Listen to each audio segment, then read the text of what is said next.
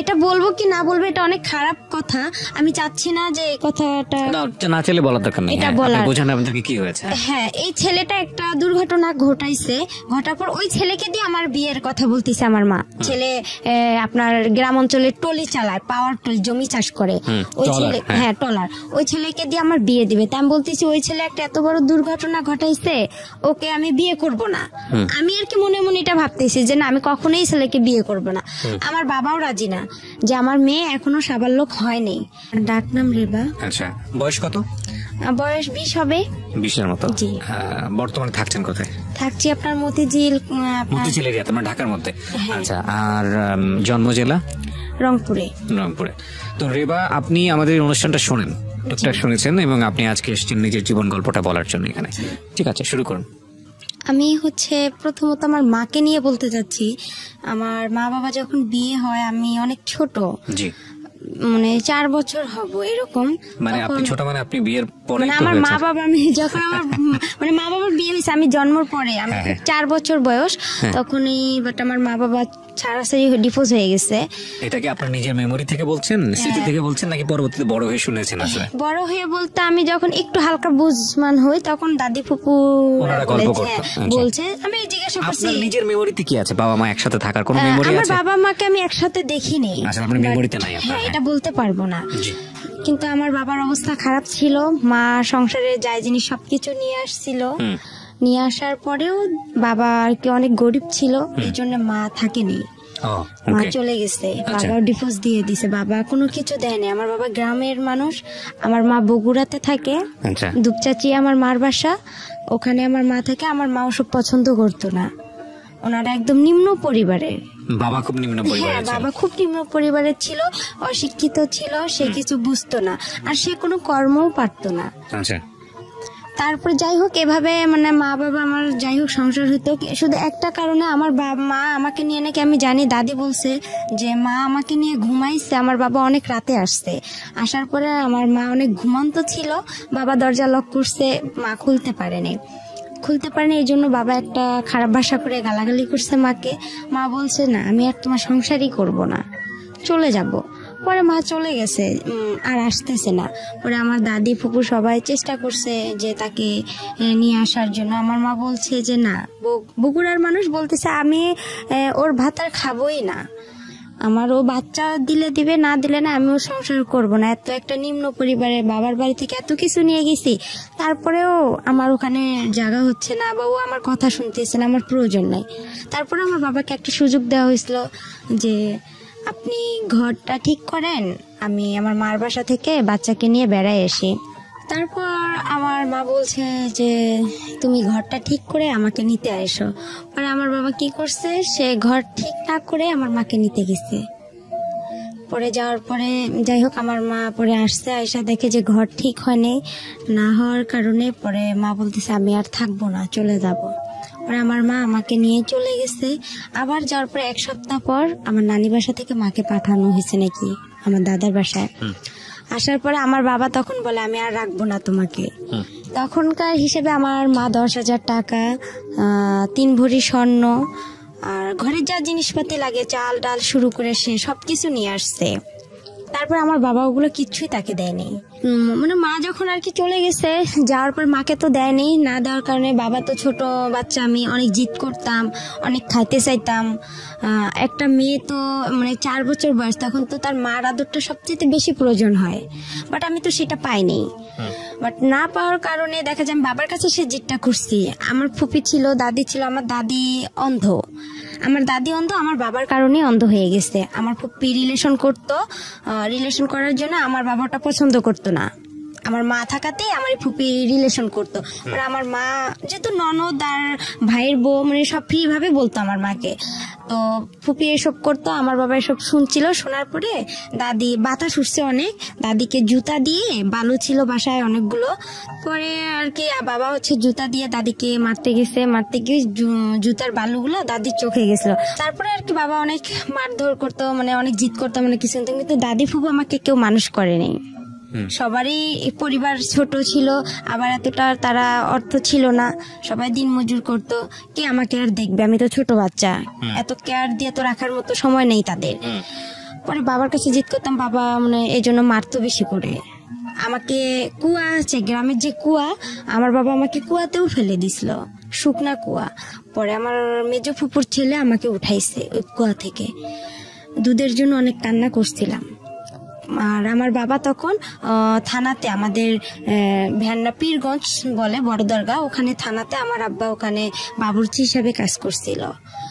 ওখানকার দারোগার ওয়াইফের বাচ্চা ছিল না, উনি আমাকে চাইছিল, আমার বাবা বলছে না দিবে না। কিন্তু সে সারাদিন সকালে যায়, রাতে থাকে, থাকার পরে আসতো, মানে তারপর আমাকে সে এতটা ভালোবাসতো না। তারপর আমার মার কাছে খবরটা চলে যায়, যার পর আমার মা বলে যে ওকে দিয়ে যাও রেবাকে আমার কাছে। তো আমার বাবা বলতেছে না, জীবন গেলেও দিব না। আর আমার আব্বু একটু বেশি থানা পুলিশ সে একটু ইয়ে করতো, আমার মারা আবার একটু ভয় করতো যে একটা মান সম্মানের ব্যাপার আছে থানা পুলিশের, আচ্ছা ওর মেয়েকে ওই নিয়ে থাক। এভাবেই আমার মায়ের সাথে আমার বাবার এখানেই সামর্থ্য হয়ে গেল। হওয়ার পরে আমি আর মানে তখন আমার দাদির কাছে ছিলাম, আমার রংপুরে আমার ছোট মার বাসা। ওখানে আমার আব্বু যে বাবুর্চির কাজ করতো, ওখানে যে আবার থানাতে আরেক লোক, উনি জানি কি কাজ করতো এটা জানি না, বাট উনি আবার বলছিল যে এখানে আমাদের রংপুরে এক মহিলা আছে, তুমি কি তাকে বিয়ে করবা? ওই মহিলার হচ্ছে আগে বিয়ে হয়ে গেছে, এরকম তুমি যে বিয়ে করতে চাও। তো আমার বাবা বলছে আমার একটা মেয়ে আছে, কিন্তু তাকে বলতে হবে যে আমার মেয়েটা আছে, এভাবে তাকে দেখতে হবে।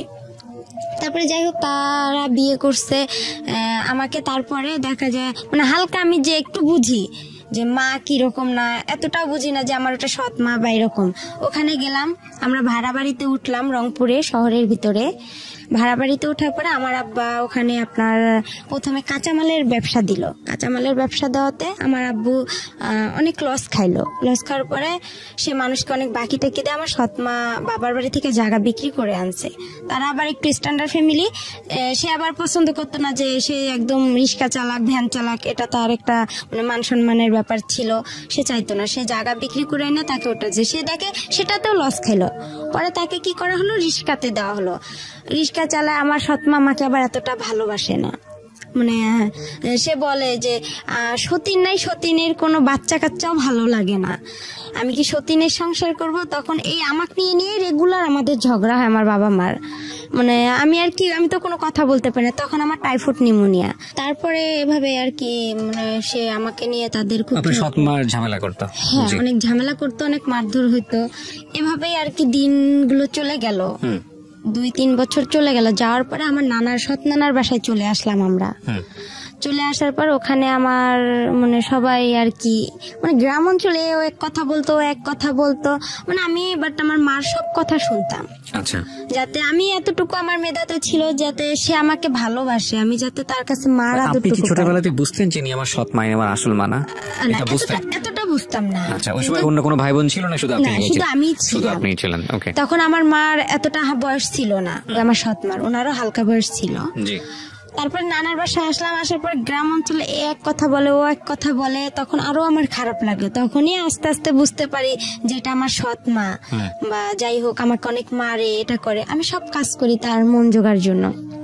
না এখানে একটা আমার ভাই হয় শহরে, আমার একটা ভাই, ওই আমার সৎ মার ছেলে হয়, ওই ছেলেকে শহরে তখন আমি সম্পূর্ণ দেখাশোনা করি। কিন্তু ওর যখন আমার মার গর্ভে থেকে হয়েছে তখন থেকে ওর আমি যে হাগু মুতু করে যে কাপড়গুলো আমি সম্পূর্ণ ধুয়ে দিছি, আমার সৎ মাকে কিন্তু কিছু করতে দেয়নি।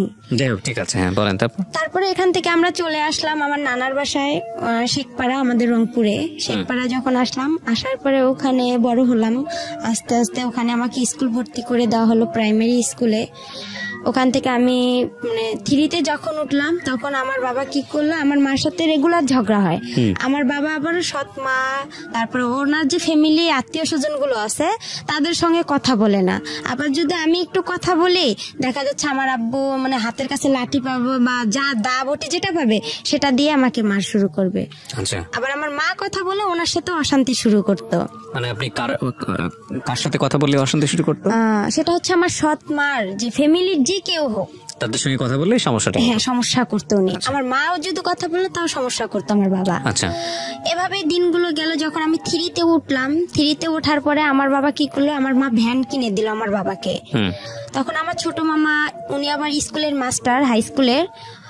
তখন উনি বলতেছে যে এরকম আমাদের একটা মান সম্মানের ব্যাপার আছে, ও যে ভ্যান চালাবে এটা কিরকম দেখায় একটা। এটা কিভাবে হয়। পরে আমার মা বুঝায় বলছে, আমার নানি নানাকেও জায়গা বিক্রি করতে দিবে না আমাকে, যে তুই কি ওর পিছনে সব শেষ করবি নাকি, তোর ভবিষ্যৎ আছে না। তারপরে মা বলতেছে আচ্ছা দেখি আর একবার। সে তখন কি করলো, ভ্যানটা কয়েকদিন চালার পরে বাসায় খুব ঝগড়া শুরু করে দিল। আর আমার ছোট মার মুখের ভাষা অনেক খারাপ ছিল। আচ্ছা, মানে অনেক রং কথা বলে গালাগালি করতো, আমার বাবাও অনেক রং কথা বলে গালাগালি করতো, আমার খুব খারাপ লাগতো। আমি যদি ওখানে কথা বলতাম, দেখা যেত আমার বাবা আমার মার সাথে কিছু না করতে পেয়ে আমাকে সে দেখা যায় খুব মারধর করতো, এমন মারতো যে আমার শরীর ফেটে রক্ত বের হতো। আবার দেখা যেত আমাকে রশি দিয়ে সে হাত পা বেঁধে রাখতো, বেঁধে ঘরে বন্দি করে রাখতো। তারপরে এভাবে মারতো, মারার পরে যাই হোক সেদিন ও রাতে বাসায় কোনো খাবার দাবার কিছু আনেনি, চাল ডাল কোনো তরকারি আনেনি। আমার ভাইটাও ছোট, তারপরে ও একটু হাঁটে আস্তে আস্তে, ওরও মনে হয় 3 বছর কি 4 বছর। তখন বাবা কি করলো, আমি 3তে উঠলাম, আমার ফাইনাল পরীক্ষা দিতে হবে। পরে আমার বাবা কি করলো, ভ্যানটা নিয়ে আমার দাদার বাসায় চলে আসলো, ভ্যান্ডাবাড়িতে চলে এসে আমার বাবা 2-3 দিন ওখানে থাকার পরে ভ্যান বিক্রি করে দিচ্ছে। তখন আমার সৎমা বলতেছে, আবার আমার মামা নানা নানি সবাই বলতেছে যে ওর তো বাবা নাই, ও কি খাবে এখানে, তুই না হয়তো সন্তানরে কাজ টাজ করে খাওয়াবি, তোর মেয়েরে কে খাওয়াবে, তোর সৎ মেয়েরে। পরে আমাকে এও বলতেছে তুমি তোমার বাবার কাছে চলে যাও, কি করবা। পরে আমি যাই হোক, আমার কাছে জানি কয়েকটা টাকা ছিল, ওখান থেকে 30 টাকা কি 25 টাকা তখন বাস ভাড়া লাগে।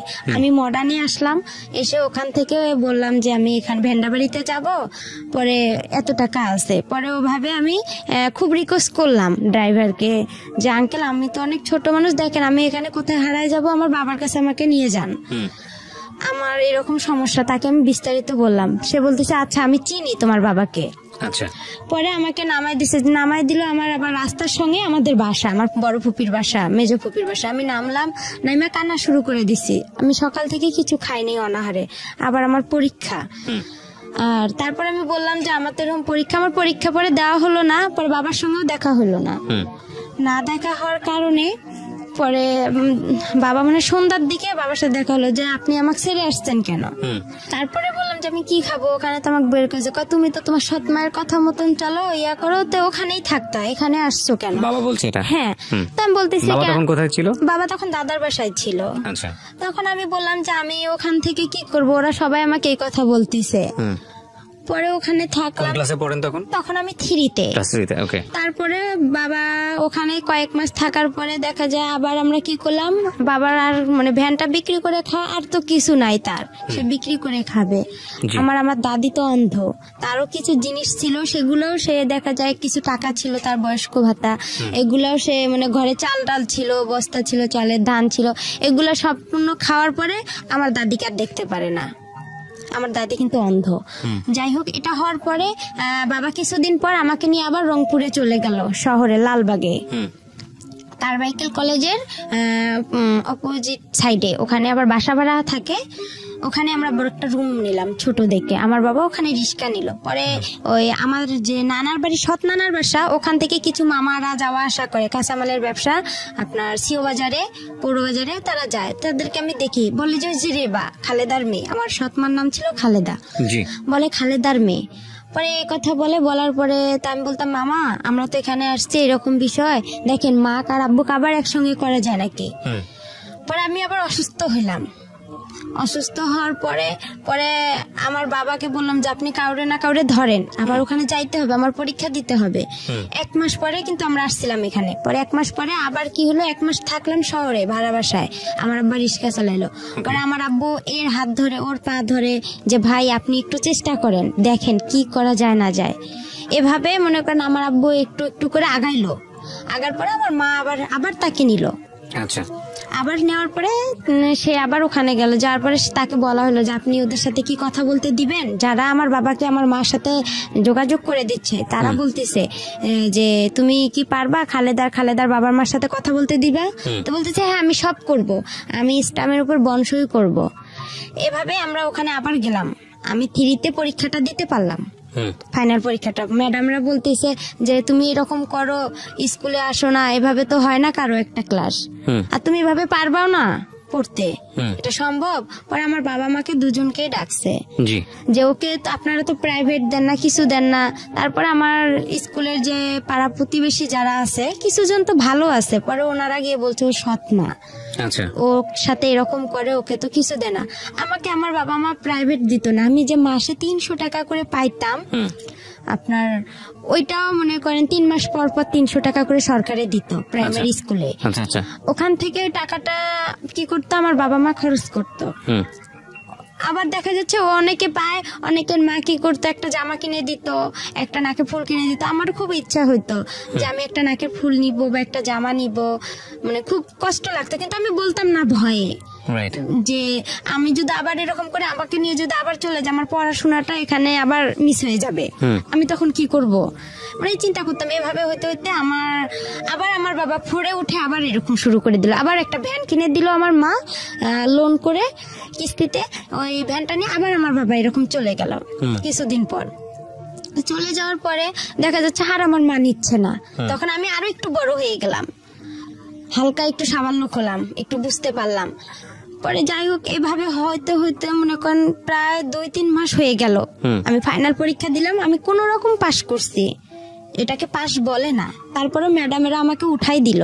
জি আমি কি করলাম, আমি তো পড়াশোনা করি না, আমি কি করলাম, আমার পাশে আমার এক বান্ধবী ছিল রিপা, আশামণি, ওদেরকেও দেখতে চাইতাম, ওরা লিখতো পরীক্ষার খাতা, আমি ওদের একটু উকি মেরে দেখতাম, কিন্তু ওরা আমাকে দেখাইতো না যে ওরাও তো নাম্বার কম পাবে, ওরা দেখাইতো না। আমি কি করি, পরে এর কাছে যাই, একটু শূন্য স্থান টিক চিহ্ন ম্যাডামকে বলি যে ম্যাডাম দেখেন একটু আমাকে দেন, আমি তো পরীক্ষা এরকম পড়তে পারিনি, আর বাবাও তো নিয়ে গেছে আমাকে ওদিকে, আর আমাদের সংসারে এমনি অনেক ঝগড়াঝাটি, আমাকে ফোরে উঠতেই হবে।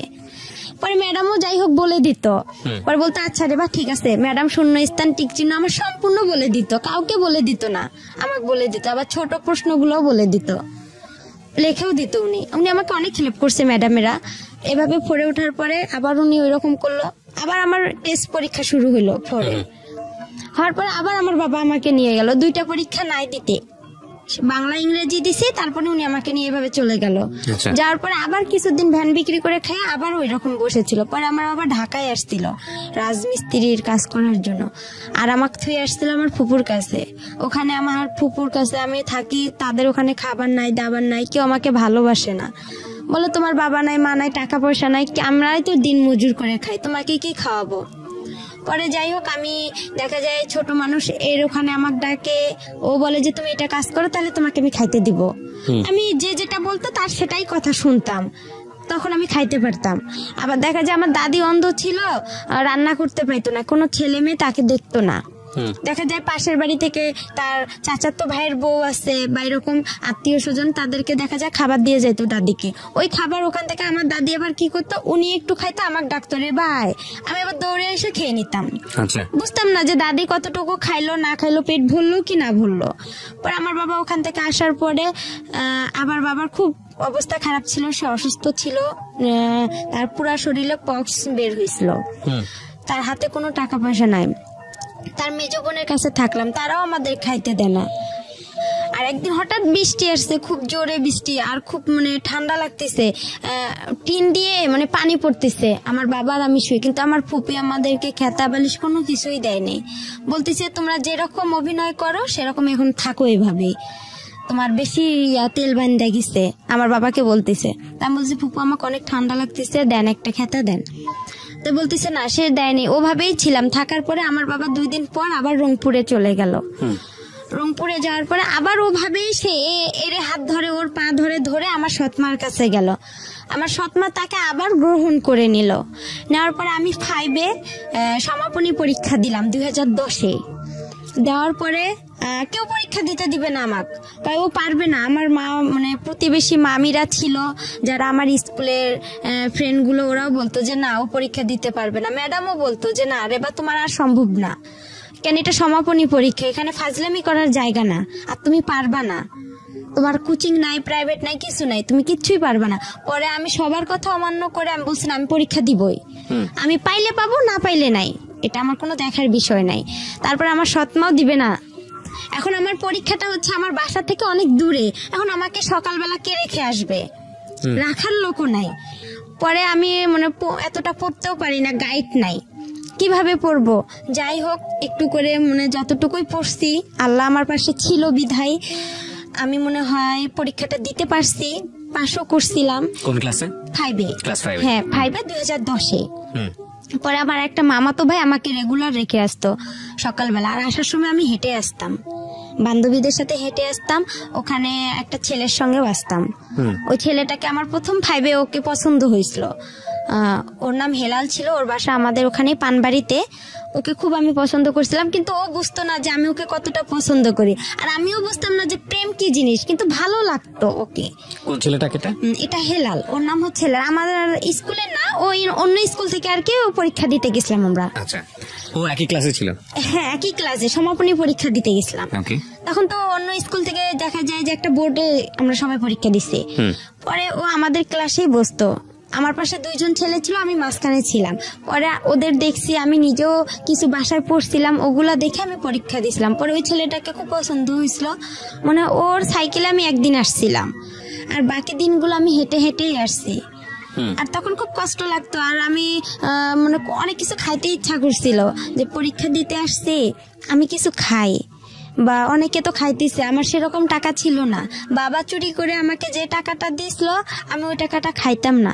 যে টাকাটা আমি জমায় হয়, আমার আবার একটু চুল বড় ছিল, আর আমি সাজগুজ খুব পছন্দ করি।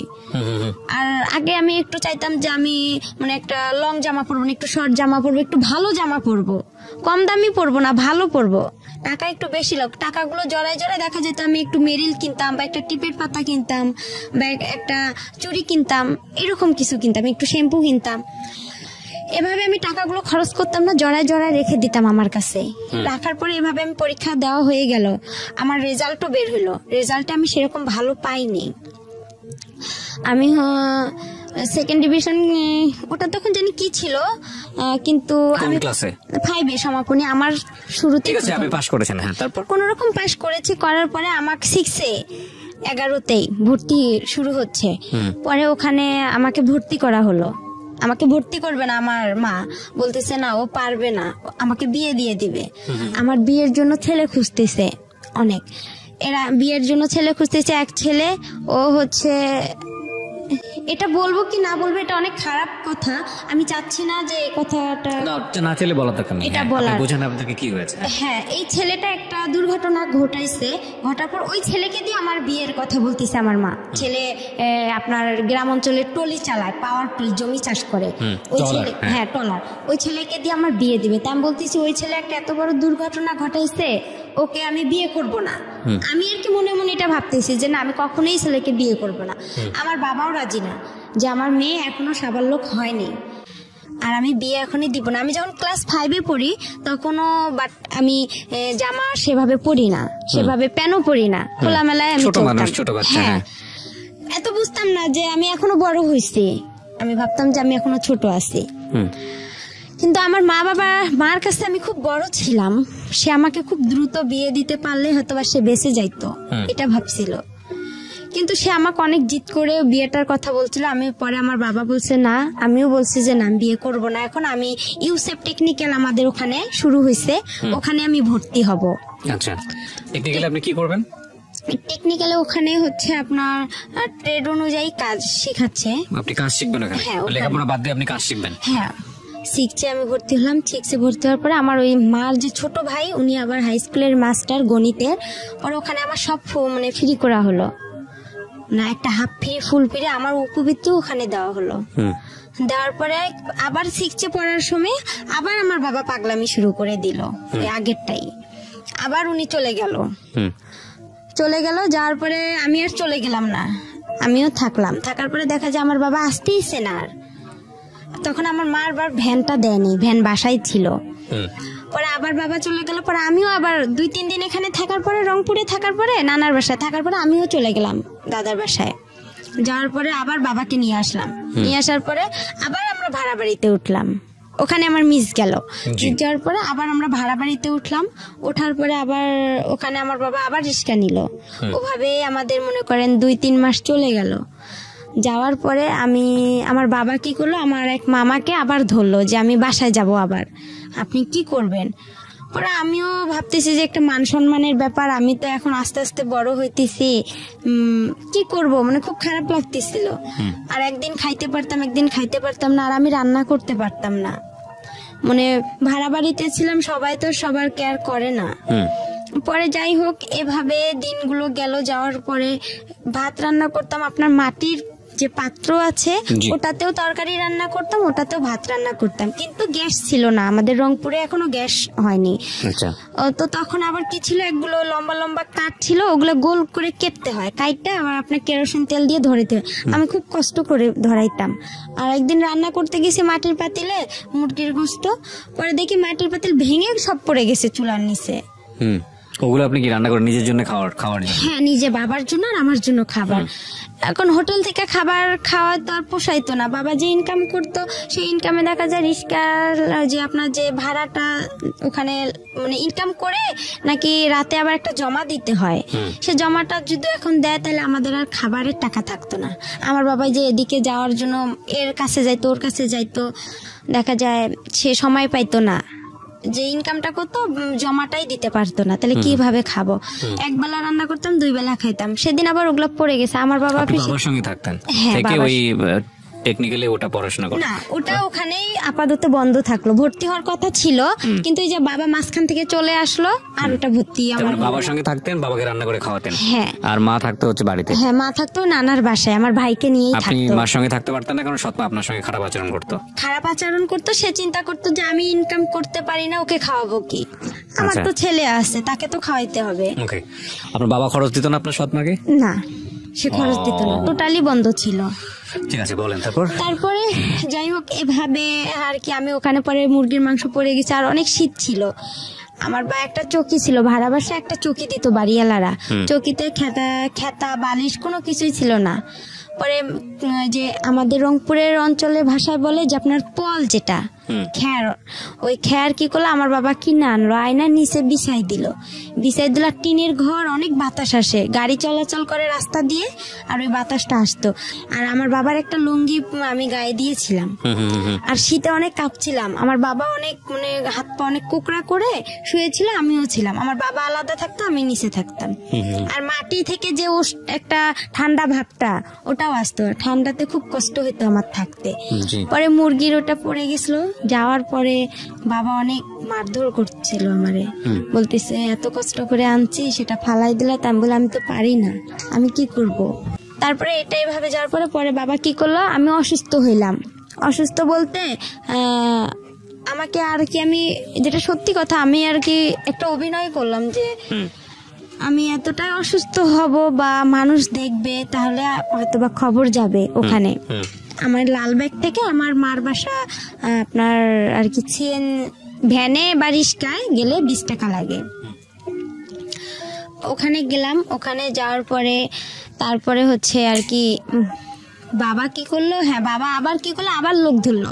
আমি অসুস্থ হলাম অনেক, মানে এই মামা যায় হাটে, ওই মামা যায় বাজারে। পরে ওদেরকে বললাম যে এরকম, আমার বাবা আবার বলতেছে আমার মেয়েটা খুব অসুস্থ। পরে আমার মাকে আবার যা বলছে যে এরকম ওর মেয়ে হচ্ছে রাস্তায় কাগজ কুড়াচ্ছে, মিথ্যা কথা আর কি বলছে।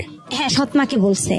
পরে আমার বাবা আবার কি করছে, এই কথা শুনতে পারছে, শুনতে পাইরা আবার বলতেছে যে তুই কি কাগজ কুড়াইছিস? তা আমি বলতেছি না, আমি এসব জানি না। কয় শেখপাড়া থেকে খবর আসছে আমার কানে। আমি বলছি আমি বলতে পারি না। পরে এমনও খবর গেছে, আপনি কাগজ করে কুড়িয়েছিলেন? না, কিন্তু আমার কানেই খবরগুলো দিয়ে দিছে, যে মামারা আমাকে দেখছিল বা ভাই প্রতিবেশী যারা দেখছিল তারা আর কি এই ধরনের কথাগুলো আমার মাকে গিয়ে বলছে যে আমাকে নাকি ভূত ধরছে, আমি পাগল হয়েছি এরকম। কিন্তু আমি অসুস্থ হয়েছিলাম, এটা একটা মিথ্যা কথা বলছিল আমার বাবা, যে আমার মেয়ে একটু খুবই অসুস্থ আর মাকে দেখার জন্য অনেক পাগল হয়ে গেছে। পরে আবার কি করলাম, এভাবেই গেলাম। আবার আমার বাবা কি করলো, মামা মামির হাত পা ধরলো, প্রতিবেশী মামা মামির হাত পা ধরে আবার আমার মার সাথে মোবাইলে কথা হয়। আমার মা আমার হচ্ছে মামিদের মোবাইল থেকে আমার বাবার সাথে কথা বলে, আমিও কথা বলি যে আমাদেরকে নিয়ে যান, আমাদের এখানে খুব কষ্ট হইতেছে। আর এরকম। হ্যাঁ। তো আপনি আসল মার সঙ্গে যোগাযোগ করছিলেন না কেন? আসল মার সঙ্গে যোগাযোগ করছিলাম, বাট ওই সময়টাতে যোগাযোগ করেছিলেন না? না, কেন করেননি? করিনি, আমি তো তার বাসা চিনি না। বাবাকে বলেননি কখনো যে বাবা আমাকে আসল মা? তার কথা বললে বাবা অনেক মারধর করতো। ঠিক আছে, ওকে, পয়েন্ট। তারপরে এভাবেই হচ্ছে, আবার গেলাম ওখানে, যাওয়ার পরে বিচার সালিশ বসলো। আমার বাবা আবার আমাকে শিখাই দিছিল যে তুমি ভূতের অভিনয় করবা। পরে আমি আবার কি করলাম, যে আমার মাথা ভারী হয়ে গেছে, আমার খুব খারাপ লাগতেছে, হাত পা জ্বালা করতেছে। মানে আমাকে বলতেছে যে তুমি এরকম করলে তোমার মা তোমাকে ওখানে রাখবে, আমাকেও রাখবে। আচ্ছা, পরে আর কি যাই হোক, আমি বলতেছি আমার হাত পা, আমাকে যেভাবে আর কি আমার বাবা বলছিল যে তুমি এভাবে বলবা যে আমার মাথা ঘুরাইতেছে, আমার খারাপ লাগতেছে, তখন আমি এভাবেই বলছি। বলার পরে আমার কি করলো, আমার মামা বলতেছে তাহলে ডক্টর ডাকি, তাহলে ওই যে আমার আবার সৎ না, উনি আবার কবিরাজ ছিল, বলতেছে ওনাকে ডাকি। পরে উনি যাই হোক ডাইকা গা ঝাইরা দিছে। আমি আর পাইতেছি না যে আমি আর কি বলবো না, আর এসব করাটা ঠিক না, আমি মনে মনে চিন্তা করতেছি। পরে আমি পানি টানি খেয়ে একদম ফুল রেস্ট নিলাম। পরে দেখতেছি ওরা সবাই মিলে যাই হোক আমার মা আর বাবাকে একসঙ্গে করে দিল। দেওয়ার পরে ওখানে থাকার পরে 2-1 মাস হয়ে গেল। হওয়ার পরে আবার আমি 6-এ ক্লাস করতেছিলাম। তখন আমার ছোট মা বলতেছে যে এরকম করাটা কি ঠিক? পরে আমার তো কোচিং নাই, 6-এ সবাই ভর্তি হয়ে আপনার গণিত, ইংলিশ সেকেন্ড পার্ট, এগুলোর বিজ্ঞান, এগুলোর কোচিং করে। তখন ওরা সবাই বলতেছে কিরে রে বা তুই মিঠু স্যারের কাছে ইংরেজি পড়বি? তাহলে আমি বাসায় এসে বললাম যেরকম প্রাইভেট দিতে হবে, তো আমার কোচিং করতে হবে, না হলে স্যারেরা অনেক বকাবকি করে। পরে আমার ছোট মামা, আলমগীর মামা, আমাদের ক্লাস নিল, প্রথম ক্লাস গণিত। সেদিন উনি অঙ্ক দিছে, আমি অঙ্ক পারিনি। না পারার কারণে আমার মামা আমাকে 2 হাতে, মানে একটা বড় বাঁশের লাঠি দিয়ে আমার 2 হাতে 6টা কি 5টা মারছে, অনেক জোরে জোরে। ক্লাস 6-এর ঘটনা? হ্যাঁ, ক্লাস 6-এর ঘটনা। কেন পারোনি? পরে আমি টেনশন, বাসায় আসলাম, আইসা খারাপ লাগলো যে আপন মামা হলে কি পারতো সে আমাকে মারতে? সে তো জানে যে আমাদের ফ্যামিলির অবস্থাটা কি, আমি তো কোচিং করতে পারবো না, আমার তো সেরকম সামর্থ্য নাই, আর আমি কোনো স্যারের কাছেও যা বলতে পারবো না। কিন্তু আমার মামার এখানে আরো একটা ভুল হয়েছে, সে বুঝতে পারছিল যে তার বোনের এতটা সমস্যা, আমার বাবার অবস্থা খারাপ, তার একটা উচিত ছিল যে তার সবগুলো স্যারদের সঙ্গে কথা বলে আমাকে সব হাফ ফুল মানে ফ্রি করে দিছে, স্কুলের যে বেতন মাইনাগুলো দেওয়া লাগবে না, উপবৃত্তি করে দিছে। তার একটা উচিত ছিল যে একটা এরকম অসহায় মেয়ে সবাই থেকেও না থাকা, তাকে আমরা একটু যদি কোচিং দেই, সব স্যারেরা মিলে সবাই যদি একটু হেল্প করতাম, তাহলে আজকে হয়তো আমার জীবনটা আরো বেশি ভালো হতো। তারপরে এভাবে আমি আবার কি করলাম, যে দেখি কোচিং টুচিং পাইতেছি না, পরীক্ষাও দিতে পাইতেছি না। পরে আমি কি করলাম, ওই যে আপনার টেকনিক্যালে ভর্তি হওয়ার জন্য আমি বাসা থেকে মাকে চাপ দিলাম। আচ্ছা। পরে আমার কাছে কিছু টাকা ছিল, আমার দাদিও কিছু টাকা দিছিল, ওই দিয়ে আমি 2টা মুরগি কিনছিলাম বাসায়। মুরগি কেনার পরে আমার আবার যে বয়সটা, এই বয়সে আবার আমার জন্ম নিয়ন্ত্রণের কার্ড হবে না, জন্ম নিবন্ধন। হ্যাঁ, জন্ম নিবন্ধন, ওটা কার্ড হবে না। না হওয়ার কারণে এখন ওখানেও তো আমাকে ভর্তি নিবে না। ওখানে যে আপুগুলো পড়ছে ওদের সাথে আমি যোগাযোগ করছি যে আপু আমিও টেকনিক্যালে ভর্তি হব। পরে আমি গেলাম, আমাকে স্যারেরা বলতেছে তুমি অনেক ছোট, তোমার বয়স নাই, তোমাকে এখানে নেওয়া যাবে না। আর এখানে আমরা সাধারণত নেই 13 থেকে 14 বছরের মেয়েদেরকে, তোমার তো সে বয়সটা এখনো হয়নি, কিন্তু কথাই বলতে পারবে না। পরে আমি বললাম স্যার আপনারা তারপরে দেখেন না, এখানে তো গরিব অসহায় মেয়েদেরকে বেশিরভাগ নেওয়া হয়, যাদের পরিবার খারাপ। তারপর আমি বললাম যে আপনি আমার বাসায় যাওয়ার পরে দেখেন। পরে সেদিন গেলাম, নিল না আমাকে। তারপরে আবার আমি বাসায় আসলাম, আসার পরে মাকে বললাম যে আমাকে তো নিতেছে না। পরে আমার মামা, যে ছোট মামা গণিত মাস্টার, ওনার সঙ্গে আবার আমাদের হচ্ছে ওখানকার একজন ভালো ব্যক্তি, উনি খুব প্রভাবশালী লোক, ওনার সাথে আবার আমার মামার খুব ভালো একটা সম্পর্ক। পরে আমার মা কি করলো, ওনাকে বললো, ওনার দ্বারা আবার কি করলো, ওনাকে বললো যে আমার ভাগ্নিটা এরকম টেকনিক্যালে ভর্তি হতে চাচ্ছে, ফ্যামিলি এরকম, একটু আপনি চেষ্টা করে দেখেন। উনি আবার হচ্ছে আমি যে প্রাইমারি স্কুলে পড়ছি ওই ম্যাডামের হাজবেন্ড। ও পরে এখন হচ্ছে আমার ম্যাডামও বলছে যে, ম্যাডামের বাসায় 2-3 দিন গেছিলাম, যাওয়ার পরে ম্যাডাম আমাকে বলছে যে আমার ম্যাডাম এরকম অবস্থা, আপনি তো সবকিছুই জানেন। ম্যাডামরাও সবাই জানতো যে আমার ফ্যামিলিটা এরকম। জানার পরে যাই হোক ম্যাডাম কি করছে, আবার ওনার হাজবেন্ডকে বলছে রেবাকে দেখো একটু চেষ্টা করে টেকনিক্যালে ভর্তি করে দেওয়া যায় নাকি। পরে স্যার উনি আবার গেল, যাওয়ার পরে স্যারের সঙ্গে কথা বললো ইউসেফ টেকনিক্যালে। বলার পরে স্যার বলতেছে আচ্ছা ঠিক আছে আমরা দেখবো, আমরা আগে বাড়ি দেখবো উনি বড় লোক না কি রকম, আপনাদের কথায় তো এখানে বিশ্বাস হবে না, আমরা নিজে গিয়ে যাচাই করে তারপরে নিবো, আর উনি তো অনেক ছোট, তো বলতেছে একটু দেখেন চেষ্টা করে নেওয়া যায় নাকি।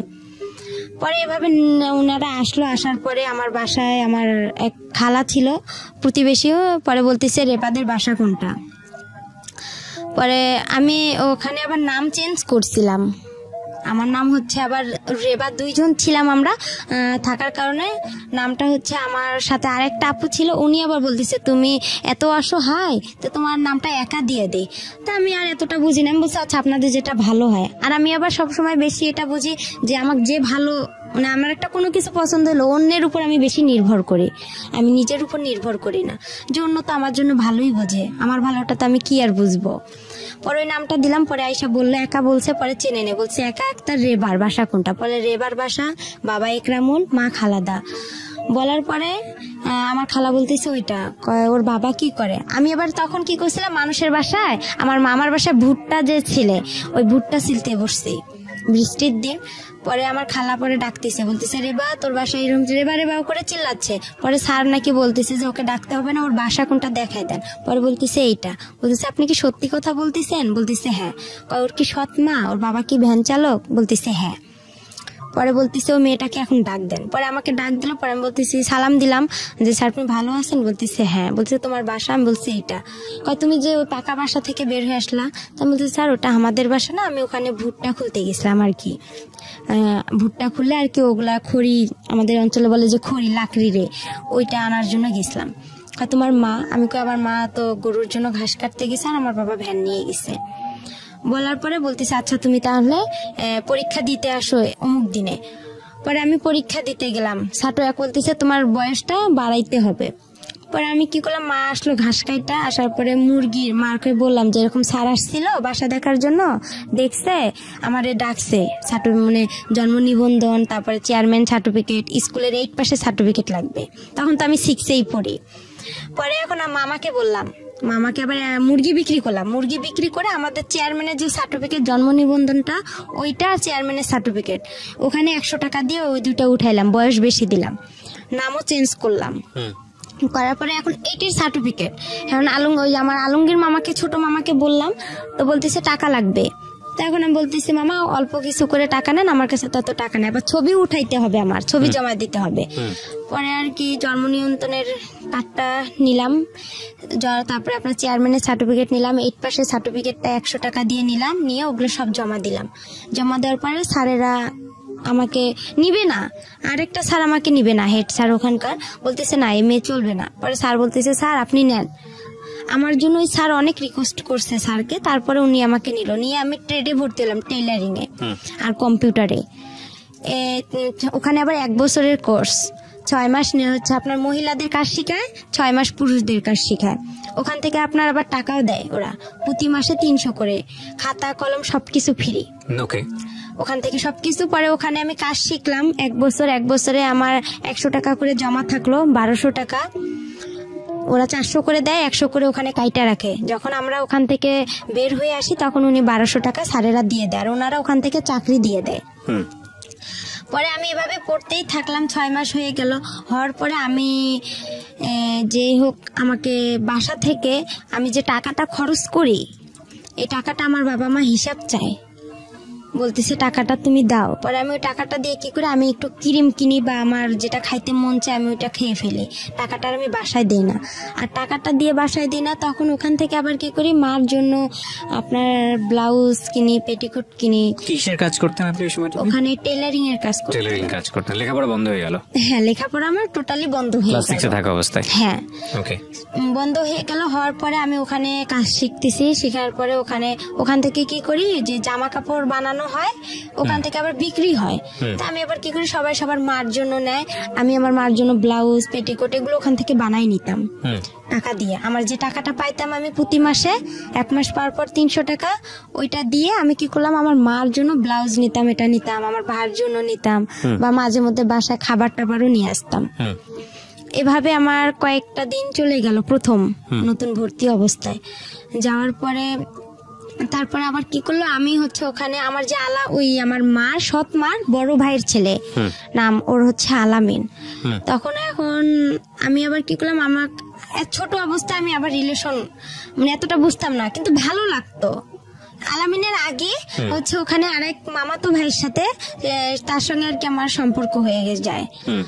ও হচ্ছে টেকনিক্যালে পড়ে, ও আগে বের হয়েছে, পরে বের হওয়ার পর ওই আমাকে ওখানে ভর্তি করাইছে, মানে খোঁজ দেওয়াইছে যে এখানে ইউসেফ টেকনিক্যাল হয়েছে। পরে ওই ছেলে আর কি ওর সাথে আমার কয়েকদিন কথা হয়, হওয়ার পরে এটা নিয়ে আমার বাসায় খুব অশান্তি শুরু হয়। আমার মা আমাকে অনেক মারধর করে। আর আমি যে টেকনিক্যালে আপনার সকাল আমার 8টা বাজে মানে ক্লাস শুরু হইতো, আমি সকালবেলা উঠতাম, উঠে আপনার আরবি পড়তে যাইতাম, মুক্তব বলে, মুক্তবে যাইতাম, ওখান থেকে এসে আবার বাসায় প্লেট ঘরটা ঝাড়ু দিতাম, আবার গোবর যে উঠায় আমাদের গরু ছিল গোয়াল ঘর, হ্যাঁ এগুলো সম্পূর্ণ কাজ করতাম, করে ভাত পাইলে পাইতাম, না পাইলে এভাবে আমি অনাহারে চলে যাইতাম। আর আসতাম 1টা বাজে, 1টা বাজে আসায় আমি আবার কি করতাম, উঠান ঝাড়ু দিতাম, সব কাজকর্ম করে তারপরে একটু ভাত খাইতাম, খাইয়া যদি একটু বিশ্রাম নিতাম, মা চিল্লাচিল্লি করতো, অনেক গালাগালি করতো খারাপ ভাষা করে। পরে বলতো যে, আর ওই ছেলের সাথে আমাকে যখনই একটু দেখতো তখনই আমার মা মনে করতো যে আমি কি না কি করে ফেলছি, আইসা আমাকে মনে করেন হাতে যদি পাশুন থাকতো পাশুন দিয়ে মারতো, লাঠি পাইতো লাঠি দিয়ে মারতো, খুবই অশান্তি শুরু করতো আমার ওই মা। আর আমি ভালো ঠিকভাবেও আমার মা আর বাবার কাছে আমি এমন কিছু পাইনি যে তারা আমাকে আদর দিছে, ভালোবাসা দিছে, মানে এতটুকু পাইনি। আমি যে মার যে মা, আমি ওনার কাছ থেকে সবসময় একটা জিনিস চাইতাম যে উনি যখন ওনার সন্তানকে ভাত উঠায় খাওয়াইতো ভাইয়া, তখন আমার খুব ইচ্ছা করতো যে আমাকেও মা ভাত উঠায় খাওয়াবে। আমি তখন বলতাম যে আমারও একটু খাওয়ান, সে ঘৃণা করতো, আমার মুখ থেকে ভাতটা পড়বে বা তার ছেলেরে খাওয়াবে, সে চাইতো না। আর যখন ওই ছেলেটার সঙ্গে আমাকে দেখতো তখনই খুব মারধর করতো, আমার ওই ছেলেটার মাও আমাকে অনেক বকাবকি করতো। আর আমি পারতাম না, যে আমি আবার চিন্তা করতাম যে ছেলেটাকে বিয়ে করলে হয়তো, আমি এতটুকু বুঝতাম না যে ছেলেটার সাথে আমি কথা বলে হয়তো মান সম্মান শেষ হবে বা এগুলা কিছুই বুঝতাম না, হ্যাঁ জাস্ট ভালো লাগতো, কিন্তু এরা কেউ বুঝতো না, এরাই এটা নিয়ে সবসময় বাড়াবাড়ি করতো। আর আমার মা বাবা কোথাও যাইতো, আমার ঘরে তালা মাইরা যাইতো, আর আমি সব কাজ করছি সৎ মায়ের, আমার এমন কোনো ভুল ছিল না। সে আমাকে শাসন করছে ঠিক আছে, কিন্তু এরকম করে শাসনটা আসলে তার ঠিক হয়নি। সে আমাকে পারতো বুঝাই বলতে পারতো, কিন্তু সে মারলে যে আমাকে মারধর করবে আর আমি বুঝবো, এটা কিন্তু ঠিক না। বন্ধ হওয়ার পরে আমি আমার ওখানে টেকনিক্যালে আমার 3 মাস হওয়ার পরে আমি কাজটা আমার রানিং হয়ে যায় ওখানে।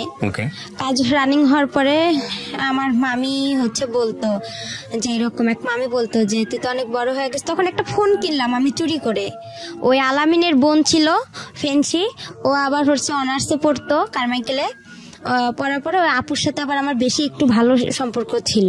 ও কিছু করলে আমাকে এসে বলতো, কোথাও গেলে আমাকে নিয়ে যেত, মানে আমাকে খুবই ভালোবাসতো, আদর করতো ওই মামিরা, আলামিনের বাবা মা ওর বোন, ওখানেই বেশিরভাগ খাওয়া দাওয়া হইতো। তারপরে এভাবে আমাকে ওই মামি আবার বলতেছে, ফোন কিনলাম, কেনার পরে ওই ফেন্সি আপুর সিমটা আমার কাছে ছিল, ওই সিমে আবার ছিল ওর আলামিনের নাম্বার।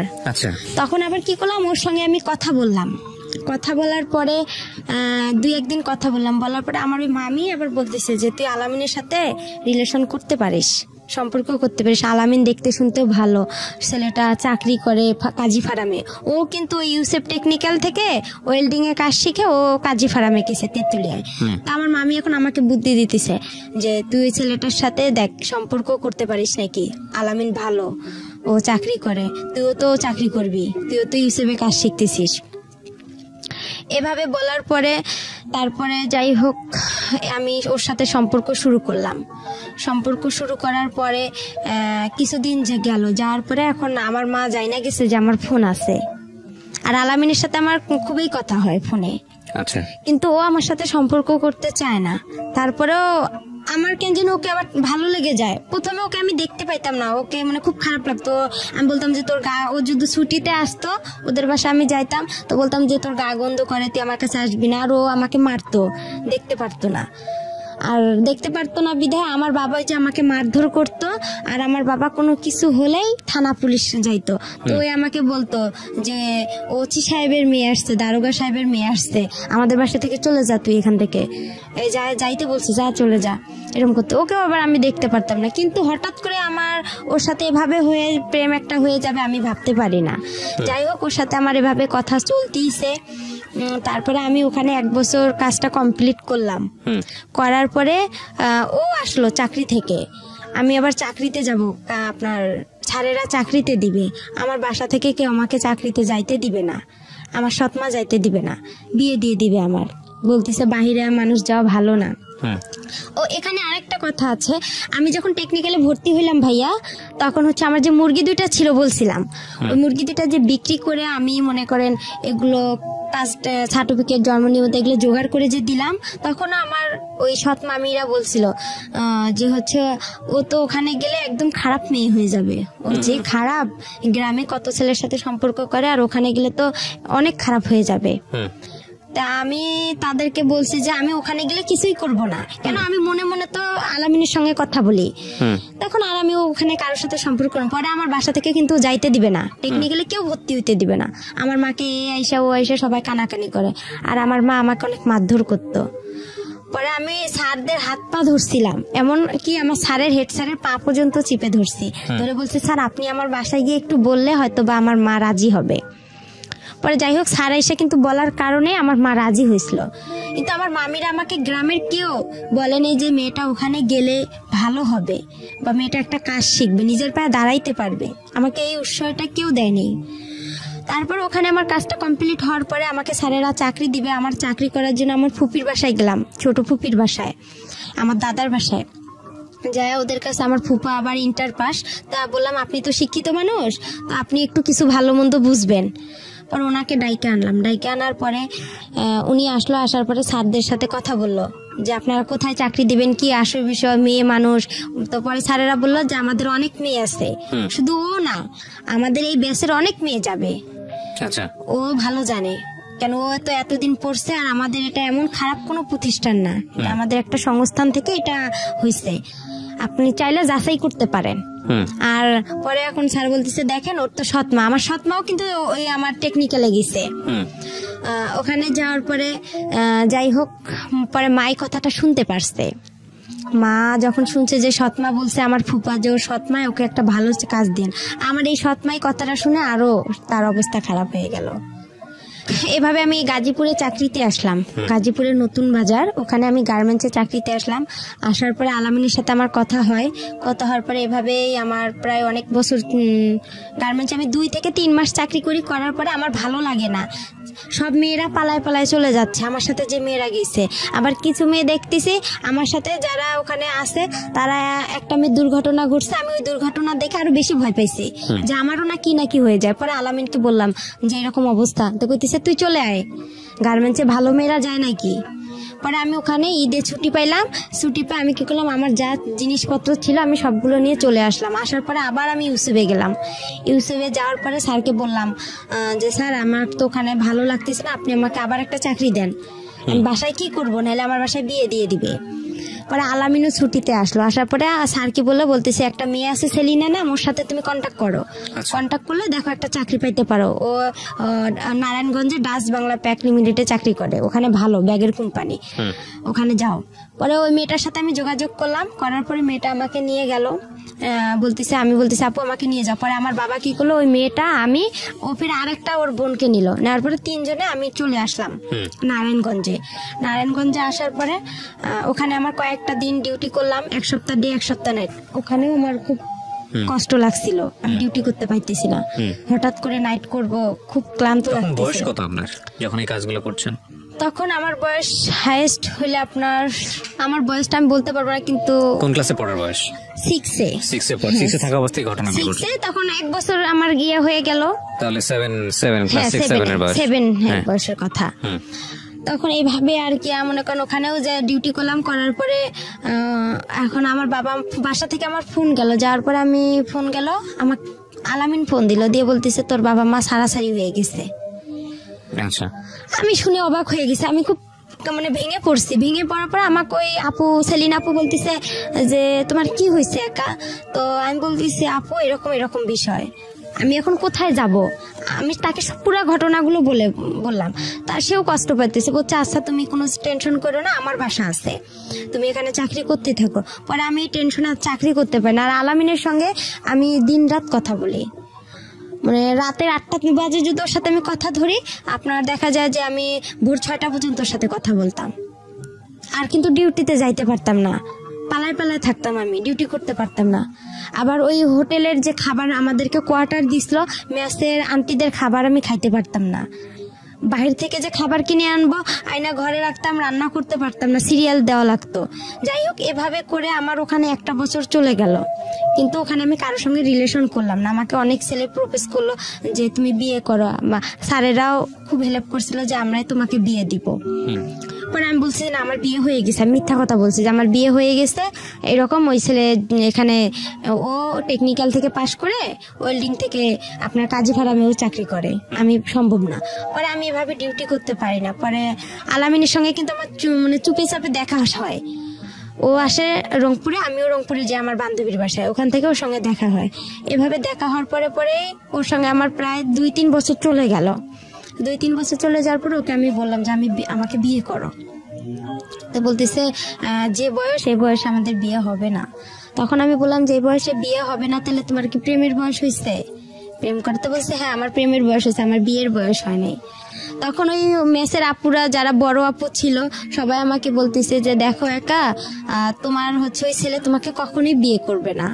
তারপরে যাই হোক এভাবেই চলে গেল। পরে আমি আবার রংপুরে চলে আসলাম।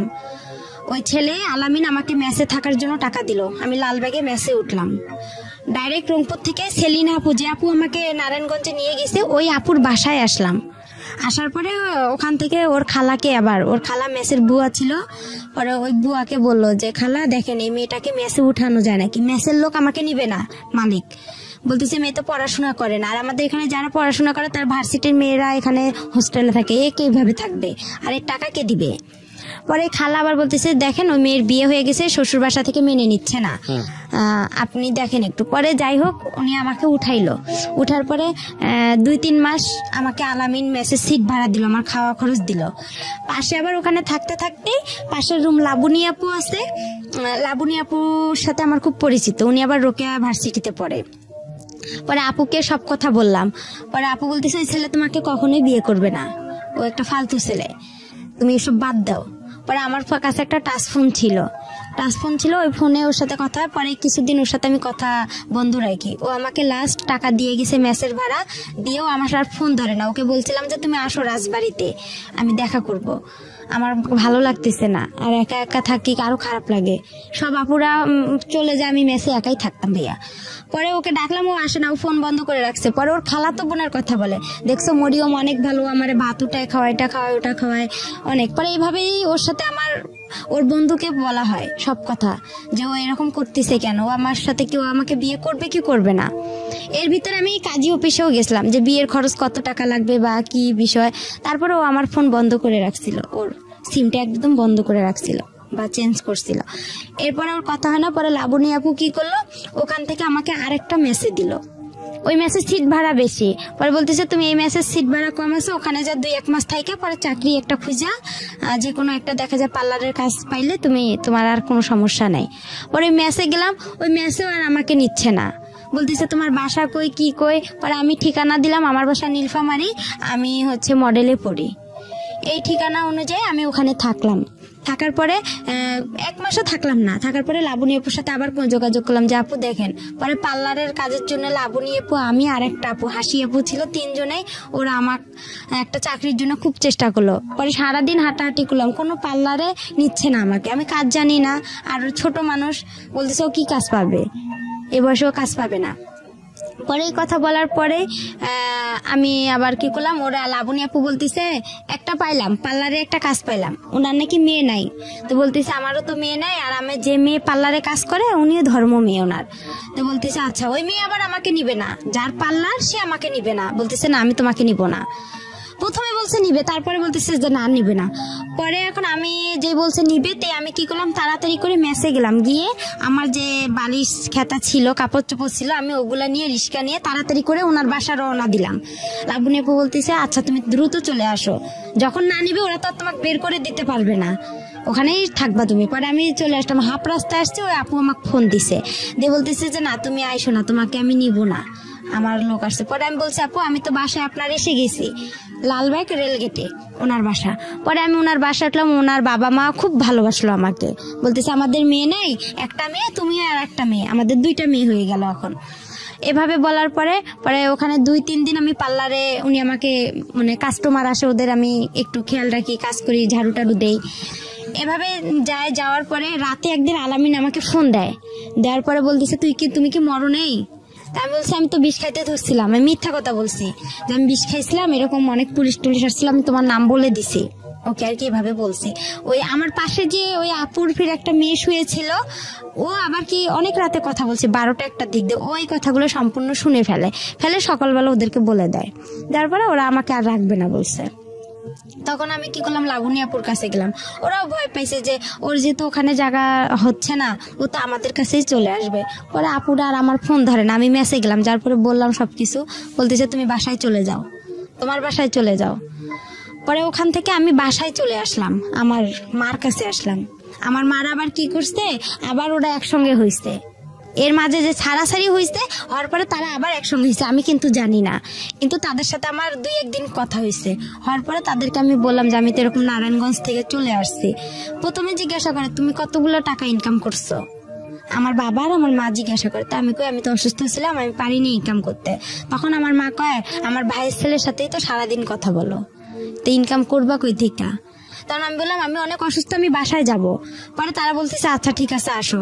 পরে যাই হোক আমি বাসায় আসলাম, আসার পর আবার আমাকে ঢাকায় পাঠানো হইলো গার্মেন্টসে। আমার মা বলতেছে বাসা থেকে কি করবা? পরে ওখানে আমার এক চাচা চাচি আছে, ওনাদের কাছে গেলাম ভাই, আমি যাই ওখানে গার্মেন্টসে ভর্তি হইলাম। গার্মেন্টসে চাকরি পাইলাম না, হ্যাঁ চাকরি পাইনি, না পাওয়ার কারণে অনেক কয়েকদিন ঘুরলাম, আমাকে কোথাও নিচ্ছে না, ওখানেও বলতেছে আমি ছোট। ওখানে আবার কয়েকদিন থাকলাম, থাকার পরে ওখানেও এক ছেলেকে পছন্দ করলাম, যে আলামিন তো আমার সাথে সম্পর্কই করতেছে না, তো ওখানে আরেক ছেলেকে পছন্দ করছিলাম, এটা আমার দাদা বাড়ির এলাকারই, নাম রতন ছিল, ছেলেটা ইন্টারভার্স ছিল। ও আর কি বাসা থেকে রাগ করে গার্মেন্টসে কাজের জন্য গেছিল। পরে আমার সাথে দেখা হয়, ওকে আমি আর কি বলি যে আপনাকে আমার খুব ভালো লাগে, আমি আপনার সাথে রিলেশন করতেছি, আমি এইভাবেই ডাইরেক্ট ওনাকে বলছি। তো উনি আবার কি করছে, ওর যে ভাই ছিল, ওর খালাতো ভাই, ওর বাসার আমার বাসা একসঙ্গে, ও আবার আমার বড় আব্বার ছেলে হয়, ওর খালাতো ভাই। পরে ও বলছে ও তো আলামিনের সাথে এরকম হয়ে গেছে। পরে রতন বলতেছে না আপনি যেহেতু আগে রিলেশন করছেন আমার পক্ষে সম্ভব না। তখন ওটা আমার ক্লোজ হয়ে গেল। পরে আমি চাকরি পাইতেছি না, পরে আমার কি ওই যে চাচা চাচির কাছে আমি থাকি, ওনারা আবার কি করলো, আমাকে ওই যে চাচার কাছে আমি প্রথমে গেছি, সে চাচা আমাকে রাতের বেলা, আমি তো চাকরি পাইনি, ওনার মেয়ে আছে, ওয়াইফ নাই, ওয়াইফ সাইরা দিছে, মেয়েটা আমার সাথে একটু বড় হবে 1 বছর, ও গার্মেন্টসের চাকরি পেয়েছে। ওর বাবা হঠাৎ করে রাতের বেলা মেয়েটা ঘুমাইছে, উনি আইসা হাত দিতে চাচ্ছে মানে মুখে, মনে করছে আমি অনেক ঘুমাই গেছি, কিন্তু আমি তো ঘুমাইনি। তখন আবার আমি ফেসবুকও চালাইতাম হালকা পাতলা, অতটা বুঝতাম না, মেসেঞ্জার করতাম বা নাটক দেখতাম। উনি পরে আমি ওখান থেকে বাসায় ফোন দিলাম রাতেই যে বাবা এরকম উনি এরকম করতেছে চাচা। পরে কি করলো, ওখান থেকে আমাকে আরেক চাচার বাসায় পাঠানো হলো। পরে বলতেছে দেখেন আমার মেয়েটাকে নেন, ওকে একটা চাকরি দেন, গার্মেন্টসের চাকরি। পরে ওখানে থাকলাম, এই রতনের সাথে যে সম্পর্ক করতে চাইছিলাম, এটা আর কি আমার চাচা চাচি জানাই গেছে, বলতেছে এই মেয়ে তো বেয়াদব। আর আমি কথা বলি ফোনে বেশি, আমার ফোনে তখন অনেক রং নাম্বার আসছিল, তো আমি কথা বলতাম। পরে আমার যে চাচা চাচি ওটা পছন্দ করতো না, পরে আমাকে কি করলো, ওখান থেকে ওরা বাসায় পাঠার কথা বলছিল। পরে আমি ওখানে পেপারে দেখলাম কাজী ফার্মে নিয়োগ দিছে। পরে আবার আমি ওদেরকে বললাম যে এরকম চাচি কাজী ফার্মে নিয়োগ দিছে, আমি এই চাকরিটা অনেকদিন ধরে করতে চাই, আমার খুব ইচ্ছা, এখানে নাকি অনেক স্যালারিও দেয় ভালো, কাজও কম। পরে যাই হোক ওখান থেকে এখন বাসায় আসবো, টাকা নাই গাড়ি ভাড়ার। পরে আলামিনকে ফোন দিছি যে আমি এরকম অবস্থায় আছি, আমার কিছু টাকা দেবো। আবার আমাকে 1500 টাকা দিছে, ওই টাকা দিয়ে আমার চাচা সহ আমরা বাসায় চলে আসলাম। বাসায় আসার পরে আমার মা বাবা অনেক অস্থির হয়ে গেছে, মানে আমাকে মারবে না ওরা কি করবে, মানে ওরা বুঝে উঠতে পারতেছে না। পরে কিছুদিন যাওয়ার পরে একটা আমি আপনার কাজী ফার্মে বললাম যে এরকম নিয়োগ আসছে, আমার চাচাকে আবার বললাম যে চাচা যাই হয়েছে, আমি রতনের সাথে যেটাই করছি, বা আপনার আমি হাত জোর করে আপনি বাসায় যা মা বাবাকে একটু বুঝা বলেন আমাকে যাতে একটু পরীক্ষাটা দিতে দেয়। আমার একটা ছাগল ছিল, ওই নারায়ণগঞ্জে যখন আমি আসলাম না ওখান থেকে ঢাকা থেকে, তখন ওই যে আলামিন যে আমাকে মেসেজ যে টাকাটা দিছিল, ওখানে আমার কিছু টাকা ছিল, ওইটার আমার একটা নাকের নথ ছিল, ওই নথটা বিক্রি করে আমি একটা ছাগল কিনছিলাম। তো এই ছাগলটা ছোট ছিল, অনেক বেশ বড় হয়ে গেছে, 5000-6000 টাকা হবে। পরে এখন আমি যে ফার্মে পরীক্ষা দিতে যাবো, আমাদের কাছে কিন্তু কোনো টাকা নাই। আমার মা আবার আসলো রংপুরে আমার নানার বাসায় বেড়াইতে, যাই হোক ওখানে আসলো, আসার পরে আমার বাবা আর আমি কি করলাম, পরীক্ষা দেওয়ার জন্য আমরা যাবো কুড়িগ্রামে। তারপরে আর কি হচ্ছে ভাইয়া মনে করেন এভাবেই গেল, যার পর পরীক্ষাটাও দিলাম, দেওয়ার পরে বাসায় আসলাম। বাসায় আসার পরে আমার ওই বাসায় রাজমিস্ত্রি এক কাজ করে আমার চাচার বাসায়, ছেলের বিয়ে হয়ে গেছে। বিয়ে হয়ে যাওয়ার পরে ওই ছেলের সাথে আর কি আমার মা আমার বিয়ে দেওয়ার জন্য খুব চেষ্টা করার পরে হচ্ছে আমি বলি যে না, আমি বিয়ে করব না। আমি তখন আমার একটা টাচ ফোন ছিল, ওটা বিক্রি করতে চাচ্ছি, যে বিক্রি করে আমি আর একটা ওই যে পরীক্ষা দিব, পরীক্ষার রেজাল্ট ভালো বের হলো, ওখানে আমি চাকরি করব। তো যাই হোক, ওটা আর হয়নি। পরে ছেলেটাকে দিয়ে আমার বিয়ের জন্য খুব চেষ্টা করেছিলাম, আমি বিয়ে করবো। তখন আবার আলামিন আমার তার 2 দিন পরে ফোন দিছে। আলামিনের সাথে আমার কথা হয়েছে। কথা হওয়ার পরে আমার যে দাদি অন্ধ ছিল তাকে আমি রান্না করে দিতে গেছি। আমার বাবা আবার আমার দাদিকে পছন্দ করে না, রান্না করতে কেন গেছি এটা নিয়ে আমাদের বাসায় একটু হালকা পাতলা কথা হইতে হইতে মারধর শুরু হয়ে গেল। আমাকে বাসায় বৃষ্টি পড়ছে, আমাদের টিনের ঘর ছিল, বৃষ্টি পড়ে খাট ভিজে গেছে বিছানা। এখন আমার মা বলছে ওইটা উঠাই ফেলা। তাই আমি বলতেছি এতটুকু ভিজাতে কিছু হবে না। এই সামান্য একটা কথা নিয়ে আমাকে তারা অনেক মারধর করলো, অনেক এমনভাবে মারধর করলো যা মানে গাছের যে মোটা ডালগুলো আছে ওই ডাল দিয়ে অনেক মারছে। মারতে মারতে আমি যে ঘরের যে একটা কোনাচি থাকে, কোনাটা মানে টিনের 2 সাইড দিয়ে বের হয়ে আমি চলে গেলাম। মানে আমাকে লাঠি দিয়ে এমনভাবে ঘুতানো হচ্ছে যে আমার মানে শরীর মানে ছিদ্র হয়ে যাচ্ছে। এভাবে বের হলাম। হওয়ার পরে সকাল আমার কেউ আসলো না আগাইতে। পরে আমার বড় আম্মা বলতেছে মেয়েটারে এভাবে মাইরা ফেলাইতেছে, তুই দেখতেছিস না? আমার সৎমারে বললো, আমার ভাই আর সৎমা ভ্যানের উপরে বসে আছে, কেউ কিন্তু আমাকে আগাইতে যায়নি। পরে আমার ওই বড় আম্মা এসে দরজা, একরামুল তুই দরজা খোল, মেয়েটারে কি মেরে ফেলবি, এভাবে বলার পরে দরজাটা খুলে দিল। পরে সকাল হয়েছে, হওয়ার পরে আমি আবার কি করছি, আমার মার সাথে আবার সকালে আবার আমার বাবা ঝগড়া লেগে গেছে। লাগার পরে আবার কি করছে আমার বাবা, বলতেছে তুই চলে যা। আমার মা চলে যাবে দাদার বাড়ি, নানার বাসায় ওনার ছেলেকে নিয়ে। তখন আমি বলতেছি আমিও আমার মার কাছে চলে যাব, আমার নিজের মার কাছে চলে যাব, আমার মোবাইলটা নিয়ে দেন, আমি মোবাইলটা বিক্রি করলে আমার টাকা হবে, এই টাকা নিয়ে আমি চলে যাব। এভাবে বলার পরে দেখা যায় আমার বাসায় আর কি আমার ওই গ্রাম অঞ্চলে আমার যে দাদা ছিল বিচারক, উনি এসে আর কি যাই হোক করতেছে, দরকার নেই কেউ কারো কোথাও যাওয়ার দরকার নেই, একরাম তুই ভালো হ, মেয়ে এখন একটু বড় হয়েছে, বিয়ের সাথে ঘর আসবে, এখন তুই ভালো হ। হওয়ার পরে এভাবেই যাই হোক হয়ে গেল। হওয়ার পরে চুপচাপ সবাই সন্ধ্যা লাগছে, সন্ধ্যার সময় আমার বাবা দোকানে গেছে, ভাই বাহিরে, মা রান্না করতেছে। আর আমার মা আবার ওই যে রংপুরে আমি যেদিন পরীক্ষা দিতে গেলাম সেদিন আমার মা ওখান থেকে ঘর বিক্রি করে 5,000 টাকা নিয়ে আসছে। ওখানে যে আমার আগের ঘর বাড়িগুলো ছিল রংপুরে নানার বাসায়, ওগুলো সব বিক্রি করে চলে আসছে ওরা। তখন এই 5,000 টাকা নিয়ে আসছে। 5,000 টাকা আমি কি করছি, ওই ছেলেকে আমার চাচিকে বলছে যে চাচি ওই ছেলেটাকে বলেন তো আমার আর মারধর ভালো লাগে না, আমার খারাপ লাগতেছে অনেক। খুব কান্না করছি তার কাছে। করার পরে সে পরে বলতেছে, আমি বলতেছি রানাকে বলেন, ওই যে ছেলে মিস্ত্রি ওর নাম ছিল রানা। পরে আমি বলতেছি রানাকে বলেন আপনি, দেখেন ও আমাকে আমার মার কাছে রেখে আসবে নাকি। কয় কি না, তুমি এই কথা বললে কি সে তোমাকে নিয়ে যাবে, তুমি বলতে হবে যে আমি তোমাকে বিয়ে করলেই সে তোমাকে আগে রেখে আসবে, আর 5,000 টাকা দিয়ে কি হবে। এই কথা বলে আমি বলতেছি আচ্ছা ঠিক আছে, আমার নাকের নটটা আছে, এটাও আপনার কাছে রাখেন, এটা আপনি বিক্রি করে নিন। আমি ভাবলাম যে সবারই তো একটু না একটু লোভ আছে। পরে এভাবে সন্ধ্যা লাগছে, আমার সবাই দিক ওদিক হয়েছে, আমি 5,000 টাকা নিছি। আর আমার ব্যাগের কাপড় চোপড় আগে থেকে আমার চাচির ঘরে ছিল, ওই কাপড় চোপড় নিয়ে ছেলেটা আসছে সন্ধ্যার দিক দিয়ে। ছেলেটা আগে থেকে বাহিরে ছিল, ও আমার সাইকেল নিয়ে। পরে ওই ছেলেটা আসছে সন্ধ্যার দিক দিয়ে আমি ছেলেটার সঙ্গে চলে গেছি। ছেলেটা অনেক দূরে মানে ভয় পাচ্ছে। আর আমার আব্বু একটু মানে পুলিশ থানা এরিয়া করতো, আওয়ামী লীগ করতো। পরে সে কি করছে, আবার খবর পাইছে সঙ্গে সঙ্গে যে আমি বাসা থেকে খোঁজাখুঁজি করছে আমাকে। মা দেখছে এসে টাকাও নাই, আমি তো পালাই আসছি। পরে ছেলেটা অনেক জোরে সাইকেল চালাইতে এক বাসায় এসে বলতেছে একে একটু ভ্যানে উঠাই দেন। আর আমাকে ওখানে আবার অনেক পুলিশ গ্যাঞ্জাম হচ্ছে রাস্তায়। ছেলেটা আবার খুব ভয় পেত, মানে একটু মূর্খ ছিল, খুব পুলিশ ভয় পেত। পরে বলতেছে উনারা আবার কি করলো, আমাকে ভ্যানে উঠে হাফ রাস্তা পার করে দিল যে জায়গাটা গ্যাঞ্জাম। পরে ওই জায়গাটা আমি গেলাম, যাওয়ার পরে ছেলেটা আবার আমাকে সাইকেলে উঠায় নিল। নেওয়ার পরে সে অনেক জোরে সাইকেল ছাড়ছে। পরে আমি রাস্তায় পড়ে গেছিলাম, ঘুরতে ঘুরতে অনেক দূরে চলে গেছিলাম, মাথায় ব্যথা পেয়েছিলাম, কোমরেও আঘাত পেয়েছিলাম। হ্যাঁ, পরে হওয়ার পরে সে আমাকে তার মামির বাসায় নিয়ে যাওয়ার পরে তার মামাতো বোনেরা আমার ব্যাগটা খুলে দেখলো কি কি আছে। যখন 500 টাকা নোট ছিল, গ্রাম অঞ্চল, 5,000 টাকা পাইছে তারা মানে খুবই একদম খুশি হয়ে গেল। পরে আমি বলতেছি যে আমার মাথায় পানি ঢালা হলো, আমাকে পানি খাওয়ানো হয়েছিল। হওয়ার পরে আমি একটু হালকা ভালো লাগতেছিল। পরে বলতেছে ছেলেটা আমার ঘরে একা, ওরা সবাই বের হয়ে ছেলেটাকে আমার ঘরে রেখে আসছে। পরে ছেলেটা আমার গায়ে টাচ করতে চাচ্ছে। আমি বলতেছি আপনি আমাকে টাচ করবেন, কারণ আপনাকে আমি বলছি যে আমার মার কাছে রাখতে হবে। তো বলতেছি আপনি না বলছেন আপনার চাচিকে বিয়ে করবেন আপনি আমাকে। আমি বলতেছি আমি তো একটা ছেলেকে সম্পর্ক করি, আমি একটা ছেলেকে খুব ভালোবাসি, আর আমি আপনাকে বিয়ে করতে পারবো না, আর আপনাকে আমার ভালো লাগতে হবে। আমি তাকে এভাবে বুঝাই বলছি। আপনি কেন বুঝতেছেন? আমার সৎমাও তো আপনার সাথে বিয়ের কথা বলছে, আমি তো বলেই দিচ্ছি যে না আমি আপনাকে বিয়ে করতে পারবো না। তারপরে বলতেছে যদি না হয়, তার মামা বলতেছে, আমার মামা শ্বশুর বলতেছে তাহলে তোমার বাবাকে ডাক দিব। পরে আমি বলতেছি বাবার যদি ডাক দেয় তাহলে তো আমার অবস্থা আরও খারাপ আছে, তাহলে আমার এই দুনিয়াতে রাখবে না, তাহলে আমার কি হবে। পরে এখন ওই রাতে যাই হোক ওরা আমাকে ওই রাতের 1টা বাজে ওরা আমাকে কাজী অফিসে নিয়ে গেল, নিয়ে যেয়ে ওখানে আমার বিয়ে করাবে। পরে এখন কবুল বলতে বলছে তখন আমি একটা কবুল বলছি, আর বাকি 2টা বলিনি, না বলে আমি ইচ্ছা করেই আমি ওখানে মাথা ঘুরে পড়ে দিচ্ছি। পড়ে যাওয়ার পরে আধা ঘন্টার মতন আমি নিঃশ্বাস নেই না, মানে ওরা আমার কাছ থেকে যখন সরে যায় আমি তখন নিঃশ্বাসটা নিয়ে আবার নিঃশ্বাস বন্ধ করে রাখি, এভাবে আর কবুল বলিনি। পরে কাজে বলতেছে কবুল বলতে হবে না, আর আপনারা নিয়ে যান, সমস্যা নেই। পরে তার বাসায় সরাসরি এনে তার বোনের বাসায় রাখছিল আমাকে, ওখান থেকে সকালবেলা আমাকে ওই ছেলে নিয়ে আসছে।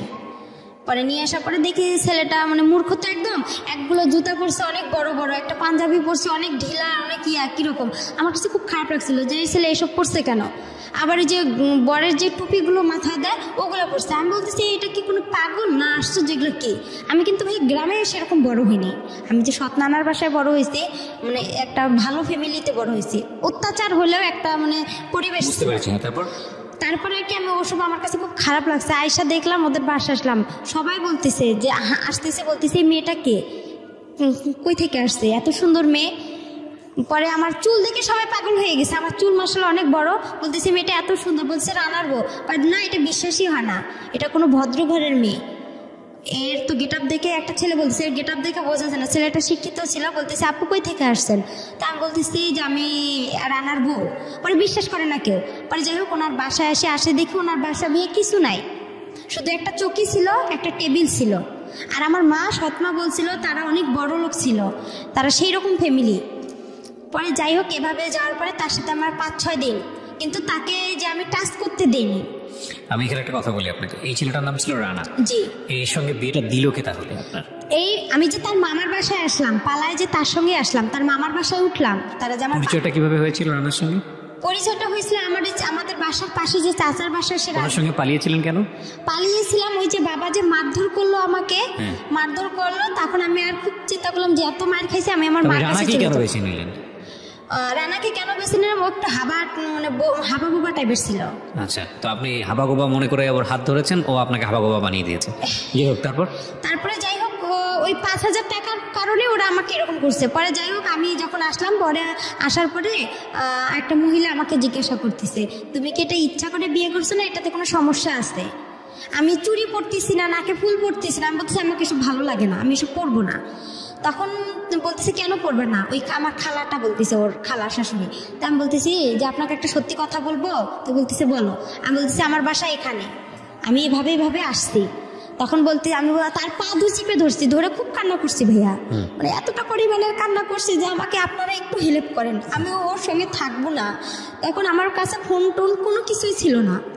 আর ওখানে আরেকটা বিষয় যে আমি যখন ওই ছেলেটা আমার ঘরে একা টাচ করতে গেছিল ভাইয়া, আমি বললাম যে আপনি আমাকে টাচ করেন, আপনার সাথে তো আমার বিয়ের কথা না, আপনি তো আমাকে মার কাছে রেখে আসবেন, আপনি কেন এসব করতেছেন? তখন বললো যে আপনার বাবাকে ডাক দিব।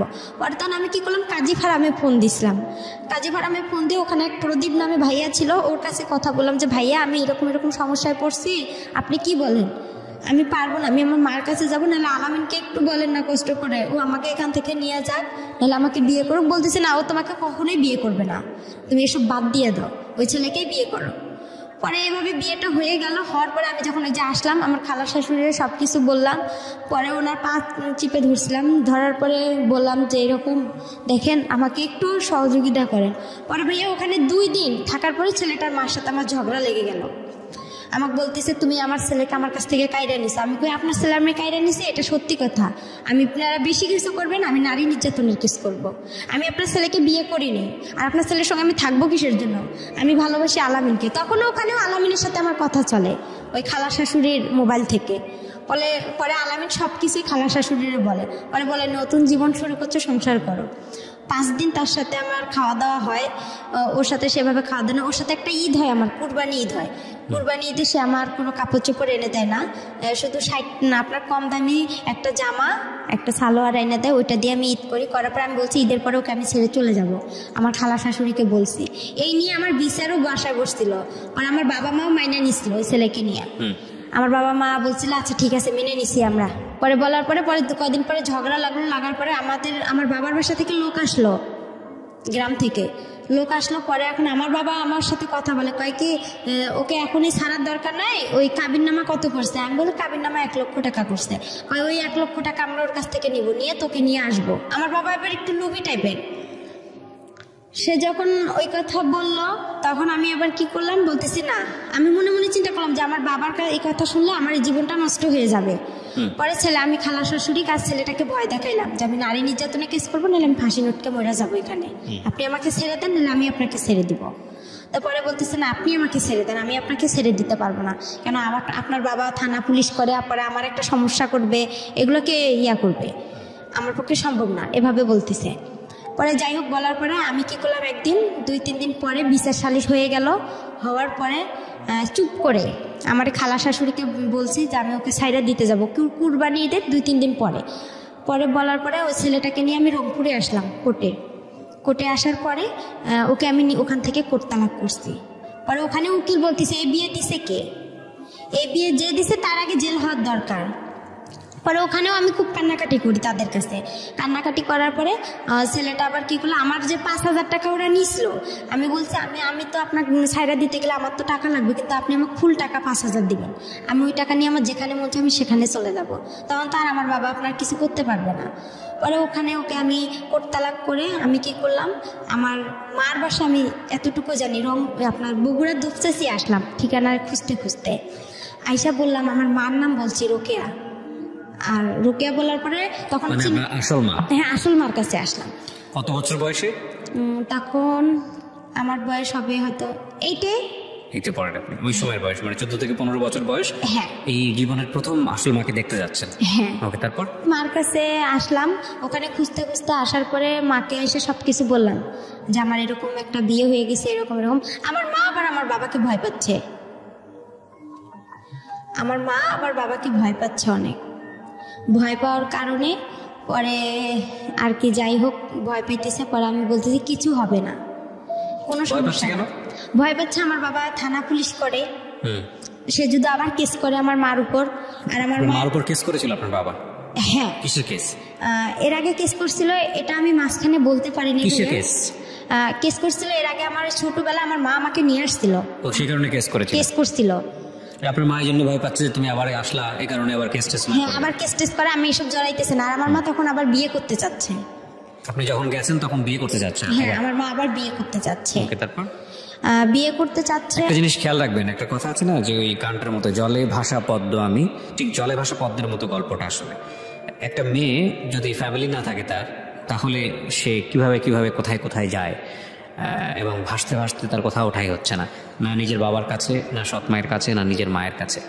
এবং পরিবার তো নাই, সমাজ তো আরও অনেক জটিল একটা জায়গা। এগুলো আসলে নতুন না জীবন গল্প, এটা বহুবার এসছে, বিভিন্ন অ্যাঙ্গেল থেকে এসছে। সমাজের বিভিন্ন শ্রেণীর মানুষের গল্প বিভিন্নভাবে উঠে আসে, কিন্তু একটা মেয়ে নির্যাতিত হলে সে যে ক্লাসেই বসবাস করুক না কেন তার গল্পটা আসলে সেম।